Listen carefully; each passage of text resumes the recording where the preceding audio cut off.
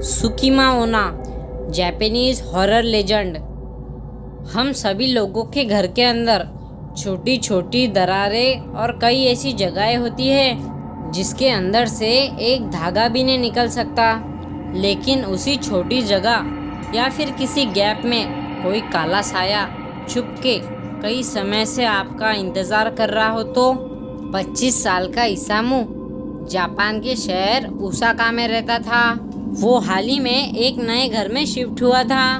लेकिन जिस दिन से इसामू उस घर में शिफ्ट हुआ उस दिन से उसे अजीब सा लगने लगा था। इसामू को हमेशा ऐसा महसूस होता था जैसे उसे कोई छुपकर देख रहा हो। लेकिन उस घर में इसामू के अलावा कोई भी नहीं होता था। इसामू उस घर में अकेला ही रहता था। उस घर में इसामू जहाँ भी बैठा होता था या फिर कुछ भी काम कर रहा होता था उसे हर वक्त बस ऐसा ही लगता था कि कोई उसके कमरे में उसके साथ ही है। कभी रात में डिनर करते हुए उसे ऐसा लगता था कि पर्दे के पीछे से कोई उसे छुपकर घूर रहा हो। तो कभी जब वो बाथरूम में होता तो इसामू को लगता कि जैसे बाथरूम के दरवाजे के नीचे से कोई उसे देख रहा है। कभी कभी तो जब वो रात के अंधेरे में सो रहा होता, रात में उसकी आंखें अचानक खुलती तो उसे कुछ पलों के लिए ऐसा लगता कि रात के अंधेरे में दो सफेद आंखें उसे घूर रही है। इसामू इस सब से परेशान होकर बस अब उस चीज को ढूंढना चाहता था जो उसे हर वक्त घूरते रहती थी। इस वजह से इसामू ने घर के हर कोने में उस चीज की खोज करनी शुरू कर दी। जब वो घर के पर्दों के पीछे देखता तो उसे ऐसा लगता कि घर की दीवार में से कोई उसे घूर रहा है। जब वो आकर दीवार की दरार को देखता तो उसे लगता कि कोई चीज उसे बिस्तर के नीचे से घूर रही है। जब इसामू बिस्तर के नीचे देखता तो फिर उसे लगता कि वो चीज उसे सोफे के नीचे से देख रही है। लेकिन उसे कहीं से भी कुछ भी नहीं मिलता था। धीरे धीरे इसामू अपना मानसिक संतुलन खोने लगा। अब बस इसामू जो चीज उसे घूर रही है अपना सारा समय उसे ढूंढने में लगाने लगा। दिन रात वो बस उस चीज को ढूंढते रहता था। घर के जिस कोने में उसे वो चीज नहीं मिलती थी इसामू उस कोने पर टेप लगाकर उस कोने को बंद करने लगा। धीरे धीरे उसकी घर की सारी दीवारें बस टेप से ही भर गई थी। इसामू अब इतना पागल हो चुका था कि अब उसने घर से बाहर जाना ही छोड़ दिया था। जब कुछ हफ्तों बाद उसके कुछ ऑफिस के दोस्त उससे ऑफिस ना आने की वजह पूछने के लिए उसके घर आए तो उन्हें इसामू जमीन पर पड़ा हुआ दिखा। वो किसी से डरा हुआ कांप रहा था और जोरों से रो भी रहा था। उसके ऑफिस के दोस्तों ने उसके इस हालत की वजह पूछी तो उसने बताया कि वो घर से बाहर इसलिए नहीं निकल रहा क्योंकि वो लड़की उसे कहीं जाने नहीं दे रही है। अगर वो कहीं भी बाहर जाता है तो उस लड़की को अकेला महसूस होता है और वो फिर बुरा मान जाती है। और एक बार अगर वो लड़की बुरा मान गई तो फिर वो इसामू की जान भी ले सकती है। उसके दोस्तों को ये बात सुनकर बेहद अजीब लगा।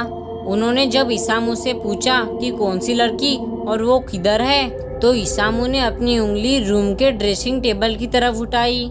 ये सुनकर उसके दोस्तों को और अजीब लगा क्योंकि वहाँ पर कोई भी नहीं था। इसामू ने कहा कि वो ड्रेसिंग टेबल और दीवार के बीच में जो गैप है वो लड़की वहीं पर है। ये सुनकर उसके तीनों दोस्त उसका डर खत्म करने के लिए उस गैप के पास गए।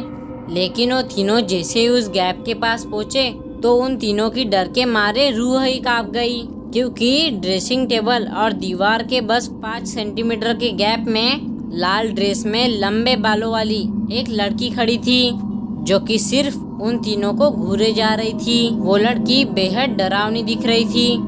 अचानक उस लड़की के हाथ उस गैप में से बाहर आने लगे। उस लड़की के हाथ के नाखून बेहद नुकीले थे। धीरे धीरे वो लड़की बड़ी होकर उस गैप में से बाहर आने लगी। ये देखते ही इसामू के सारे दोस्त बहुत ही ज्यादा घबरा उठे और वो तीनों इसामू को उस घर में ही छोड़कर बाहर भाग गए। उस दिन के बाद इसामू कभी भी किसी को नहीं दिखा। इसामू के साथ में क्या हुआ ये तो कभी भी किसी को नहीं पता चल पाया। लेकिन उस दिन के बाद उसके दोस्त जो उससे उस दिन मिलने आए थे उस दिन से वो अपने घर के छोटे से छोटे गैप में आग भी नहीं मिला पाए। वो जब भी उस गैप में देखते थे तो उन्हें वही लड़की की आत्मा दिखती थी। कुछ दिनों बाद उसके सारे दोस्त भी अजीब तरीके से गायब हो गए। इसामू और उसके दोस्त क्यों और कहाँ गायब हुए, ये आज तक पहेली है। लेकिन उनकी जान पहचान वालों को लगता है कि ये सब उसी लड़की की आत्मा की वजह से ही हुआ है। उस लड़की की आत्मा जिसे सब सुकीमा ओना बुलाते हैं। सुकीमा ओना जापान की एक ऐसी स्पिरिट है जिसे the girl in the gap के नाम से भी जाना जाता है। माना जाता है कि वो एक ऐसी लड़की की आत्मा है जो लोगों के घरों के गैप में रहती है, और अगर किसी का उससे गलती से भी एक बार भी सामना हो जाए तो लड़की उसे अपने साथ एक ऐसी डायमेंशन में ले जाती है जहाँ से कभी कोई वापस लौटकर नहीं आ सकता, शायद से मरे हुए लोगों की दुनिया में। उस लड़की से बचने का तरीका अभी तक किसी को भी नहीं पता चला, क्योंकि उससे बचने के लिए कोई अगर किसी और का सहारा भी ले तो वो लड़की उसी के साथ में चली जाती है और उसे भी मार देती है। तो दोस्तों, अगर आप कभी जापान जाए तो इस चीज का जरूर ध्यान रखना, आपके कमरे में आपको हर वक्त कोई देख नहीं रहा हो। अगर कुछ ऐसा है तो उस जगह से फौरन निकल जाने में ही भलाई है, क्योंकि अगर वो सुखीमा होना हुई तो आपकी जान को खतरा है।